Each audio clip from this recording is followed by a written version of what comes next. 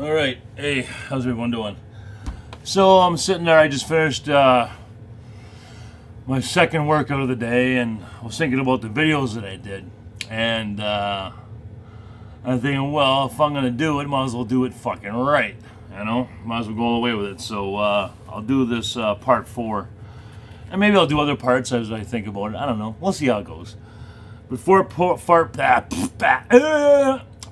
I want to discuss how to structure a fucking meat department, okay? Now this is an absolute must if you want to run a successful department. You're going to want to break it up into 3 categories, okay? Front end, which means the wrapping part, your meat cutters, and finally, you're receiving, your cooler, okay? So when you do a schedule, wrappers are wrappers, cutters are cutters, and cooler guys are cooler guys, okay?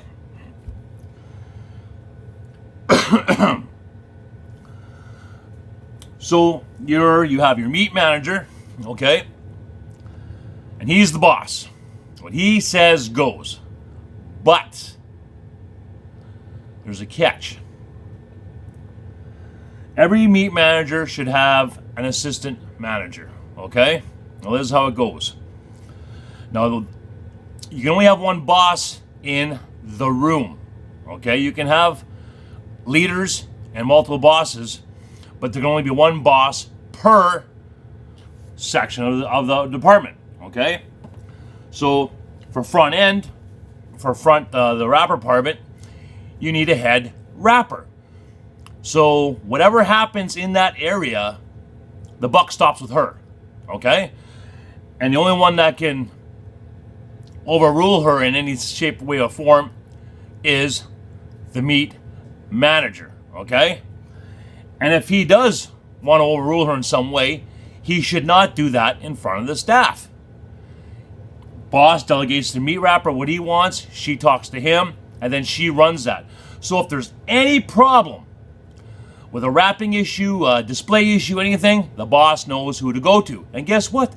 The employees know who to go to. The employees, you don't go to your boss, your meat manager. You go to who is the boss of your section. Zero confusion this way, folks. Same for the meat cutter, okay? Now your assistant meat manager should be running your cutters and on the block. Not on counter, not in the fucking cooler. Your assistant meat manager needs to be on that block where the money is made and the money is fucking lost. Pretty simple. Cooler, receiving. Fuck, this is so fucking important, people, to manage your fucking inventory. If your cooler is a fucking disaster and it's not organized, you're gonna fucking have shrink, you're gonna have fucking loss, you're gonna lose fucking time grabbing shit. It needs to be fucking organized. I don't care how many hours it takes to get that fucking cooler organized.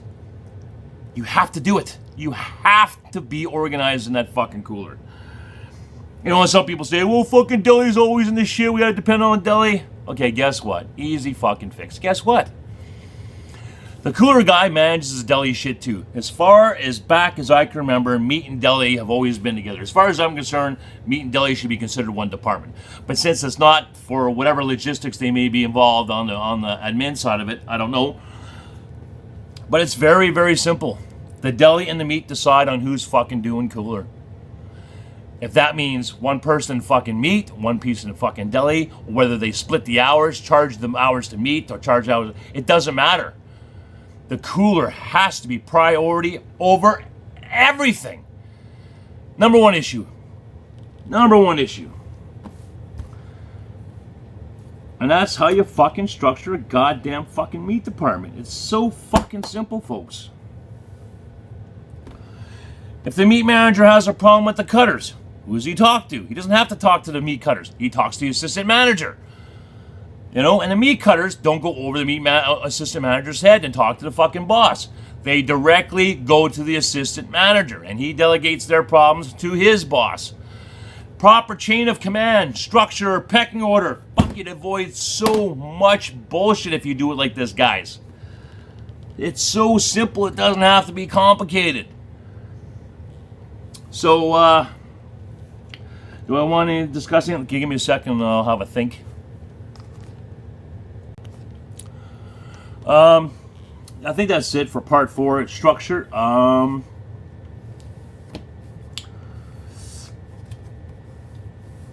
What else could I talk about? Like, that is huge, you know, like, fucking that's half the battle there. Just doing part 4, man, it'll save so much bullshit and confusion in the department. You know, so much. Yeah, I think that's it. In the future, if I feel doing a part 4 or 5, I don't know. We'll see. But seriously, you know, it's, you know, these 4 videos, you know, it couldn't be any fucking simpler for you guys. You know? But the thing is, there's a lot of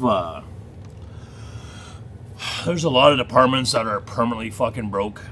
You know, and the only way you're ever going to fix that and maintain the way you do business, like if COSTCO doesn't go to central cutting and they want to keep people and beat butchers and fucking all that fucking shit, the only way to properly fix it is time with someone who knows what they're fucking doing. My suggestion would be,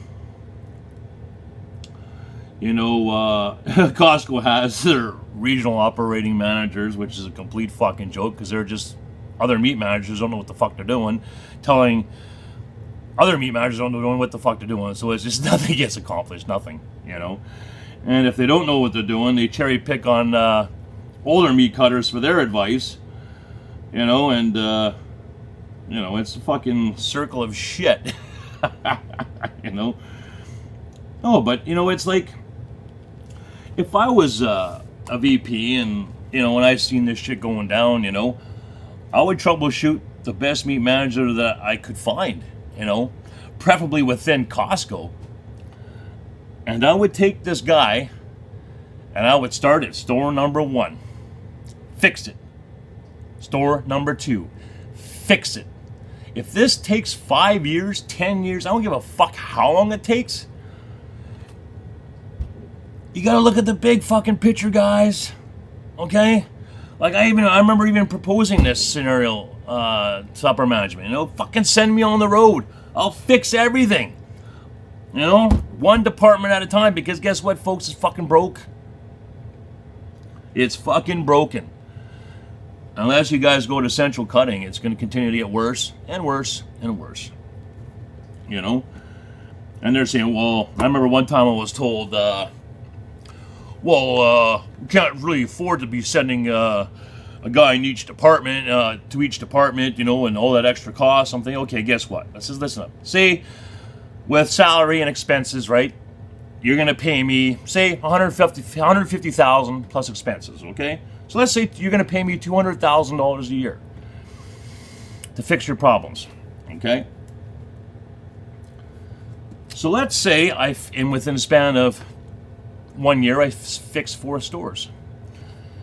So if I can turn out $50,000 extra a year in profit, minimum, because by the time I'm done with that store, a person who's on my knowledge is done with that store, you're gonna pay for that person's salary a fucking 100-fold. Like, really, man, it's just smart fucking business. But I guess I don't know what it is, your fucking egos or whatever getting in the way of that. Honestly, I was done figuring out how Costco does business a long, long time ago. But that's, you know, that's what you guys need to do.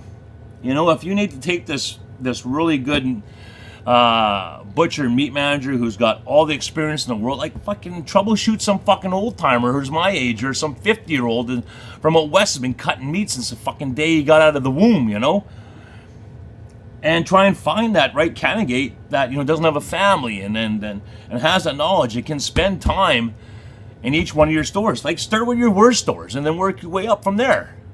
You know, it'll only be more cost effective to do that. You know.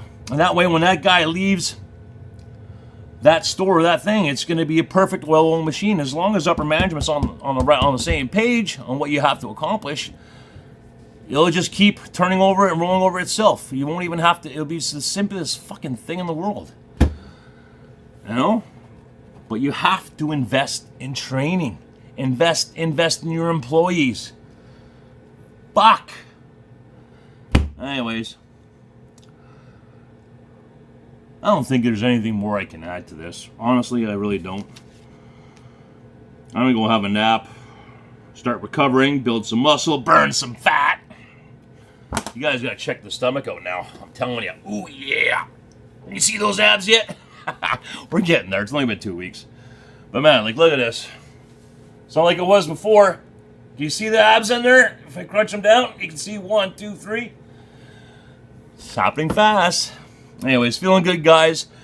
And hopefully, you know, I can rest knowing that I paid it forward to the meat business. And that's it. So, see you when I see ya.